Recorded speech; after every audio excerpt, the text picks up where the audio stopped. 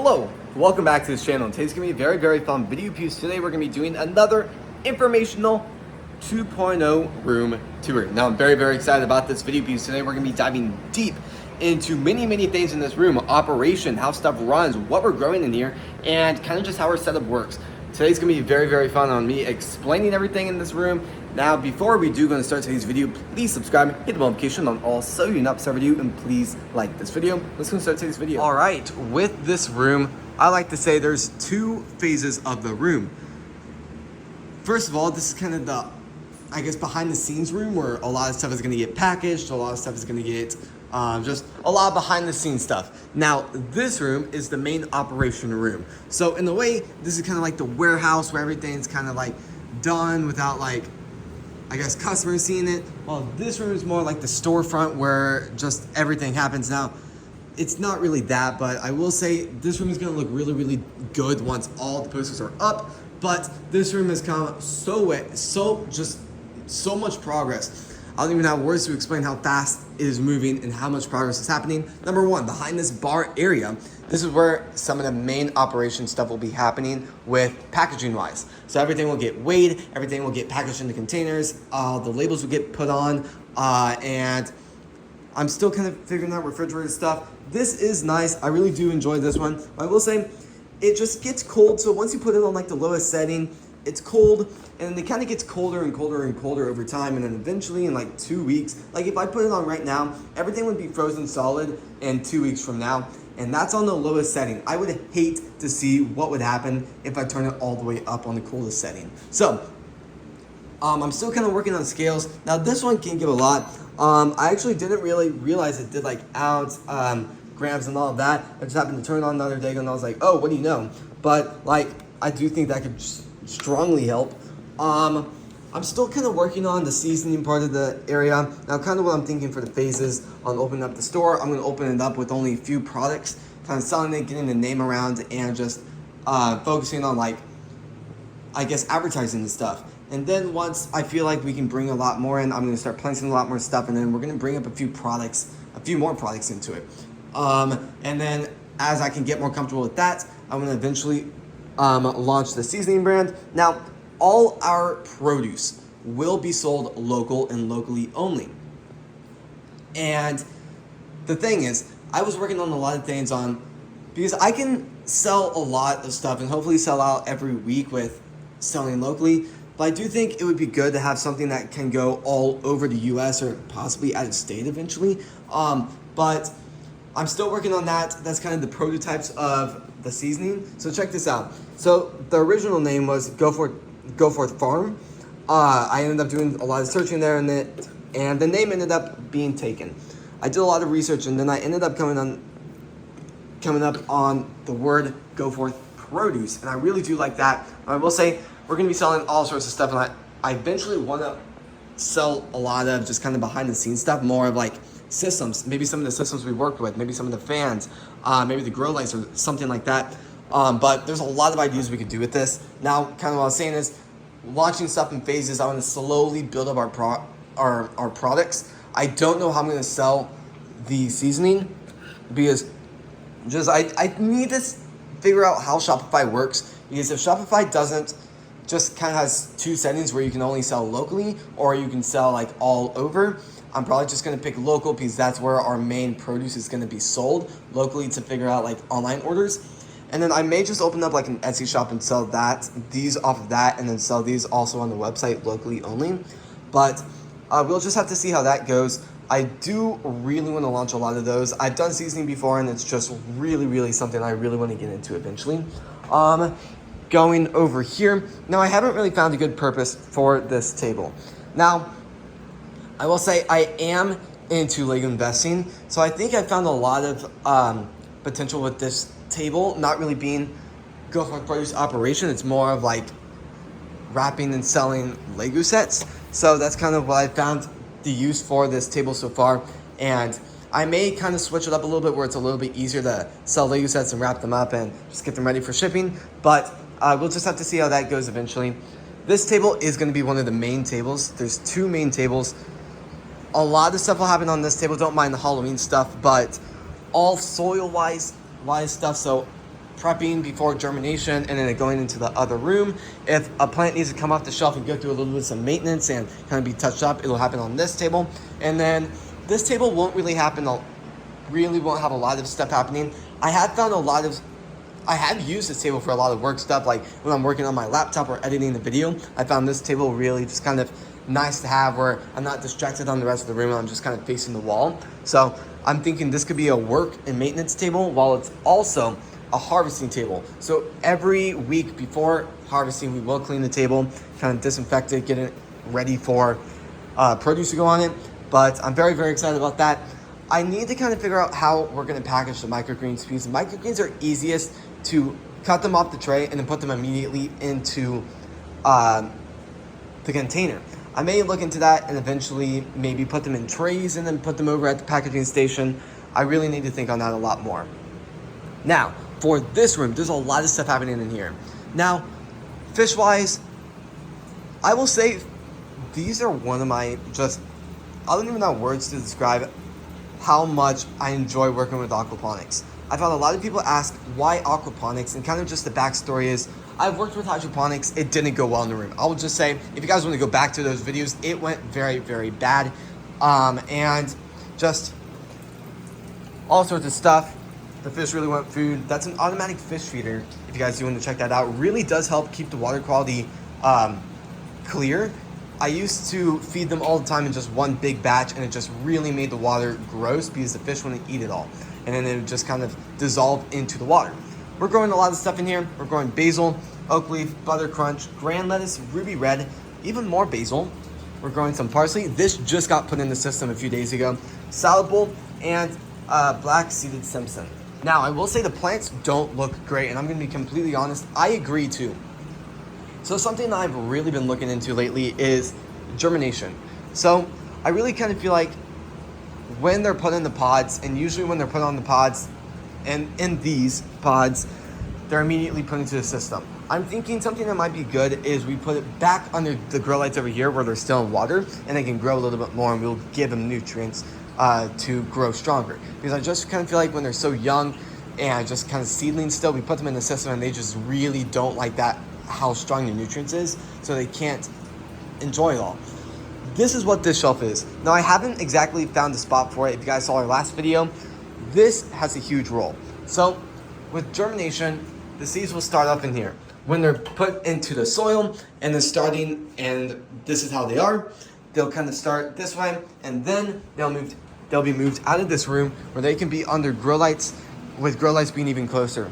Now, theoretically, I wonder if I could put another shelf on this. And I might look into that eventually, but for now, I'm just gonna leave it how it is. This is gonna give a lot of potential for the plants because then they'll be able to grow. The grow lights will be a lot closer. Like when I put them under this, they just have so much room between the plants and the grow lights. It's just not the best for them, and it makes the plants kind of stretch a little bit more. So I'm thinking this could be a great way to kind of speed up the growing process a little bit.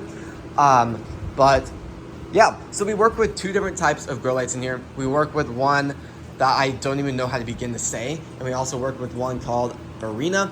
That company is awesome. They have some really high quality grow lights, and I really do enjoy working with the company. These ones are my older ones. So the older ones are not as good. I will say they're not as bright, so I do have 3 on each one. The newer ones, which are Barina, I just got installed about 2 weeks ago, and they're super, super bright. The lumens on this is like 10,000, while the smaller, not as strong ones are about 3,000, which is insane. For the most part, these two shelves right here are old grow lights too, while this shelf right here and everything down is newer grow lights also. So I'm very, very excited about that. And so far, the plants have really shown a lot of just progress with being under the lights. So I'm very, very excited about that. I am still working on like temperature-wise stuff. We do have a dehumidifier in here, taking out some of the water out of the air because just 60% is good for a greenhouse, but it's just the higher it is, the higher the percentage of mold starting. So we do work with little fans. I will say they do work, but I wish they were slightly stronger where they could push a lot more air out. At the end of the day, they do still work very well. Here's a good example. So this one is, yes, the only one going. So you can kind of see by the lettuce moving in some of these other plants, there is still some wind, which is good. We're growing some flowers in here. We're growing tulips, and however you say that, they are starting to grow. Check out some of that green starting. Over here, we're also growing black-seeded Simpson, parsley, basil, cilantro, and oregano that sadly did not make it. If you saw the basil and oregano in the other room, I'm really hoping to use that and have it going all the way down the shelf and really learning a lot more in there. But yeah, but that'll be just definitely very, very fun to work with. Turning around over here, the system is super advanced, but at the same time, the more advanced it is, the more I seem to enjoy it, which is very, very interesting. So just kind of more of that backstory I told you guys a little bit earlier. I did work with hydroponics. It went really, really bad. I've done hydroponics before in a different area with natural light and grow lights on it, and it did amazing. The lettuce that came out of it was phenomenally tasty, and I will say, just when we brought the system in here, it did really bad. Algae would just absolutely thrive in it. The plants didn't seem to love the nutrients I was putting into it. Just something happened there that just was not working out. And after a lot of just testing, I ended up coming across aquaponics. Now what's interesting is, the way I describe that is, it sounds like I found aquaponics after I've already done hydroponics. No. I actually stumbled over aquaponics before I even knew hydroponics existed. So, before I kind of just drew the sketch for this room, I originally wanted to have aquaponics in here. I brought up the idea, gave the presentation, my dad was like, absolutely not, we are not putting fish in this room. So hydroponics ended up going in here. After months and months of work, I think it was about 12 months, somewhere in that area, I ended up bringing the idea up again because hydroponics were not working, and it just was a waste of a lot of material and supplies because nothing would grow and everything would just kind of rot in it. So I ended up bringing up the aquaponics, and it was a go. So we ended up putting the system together. There was a lot of work that went into it because I had no idea what I was doing. I ended up using a clothing bin for the main tank for a very long time. And then once I built this 2.0 room, I actually didn't have the idea of getting my hands on this fish tank. I was actually going to use a bin again, and I went up to Petco, and I ended up picking this up. Now, luckily, they did have a 50% off promotion thing going on, so I saved a lot of money on this. But the fish tank was not cheap, and it definitely was not fun to get it into this room. It is very, very heavy, and even heavier with the water in it. I would hate to know how heavy it is with the water in it. Now, the biofilter. I ended up working with the biofilter for a very long time, about 3-4 times smaller than that, and I hated it.